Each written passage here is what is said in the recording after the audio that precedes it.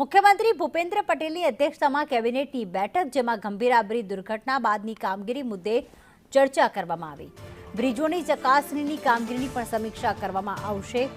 Road રસ્તાના સમારકામની પરિસ્થિતિ સંદર્ભે પણ ચર્ચા કરાશે। હિરેન અમારી સાથે જોડાઈ ગયા છે। હિરેન, કેબિનેટની બેઠક કયા કયા મુદ્દે ચર્ચા કરવામાં આવશે?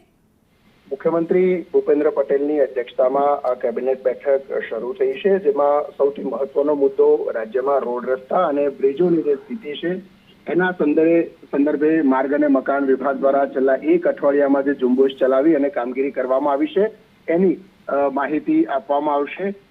ગયા અઠવાડિયે એટલે કે ગયા બુધવારે ગંભીરા બ્રિજ તૂટ્યા પછી 21 લોકોના મૃત્યુ થયા હતા અને એ ઘટના પછી આખા બ્રિજો આ પ્રકારે તપાસ કરવામાં આવ્યા હતા, જેમાં લગભગ 90 થી આસપાસના જે બ્રિજ છે જેમાં ગંભીર હતા, ડાયવર્ઝનની જરૂર હતી, એ પ્રકારના બ્રિજ હતા અને એમાં સરકારે આ ડાયવર્ઝન માટેની સૂચના આપી હતી। આ ઉપરાંત હાલ ટેકાના ભાવે જે ખરીદી વગેરેનો વિષય છે એ અને નીતિ વિષયક બાબતો આવનારા ઓગસ્ટ મહિનામાં મળનારું વિધાનસભાનું સત્ર, આ વિષયો પર ચર્ચા થશે।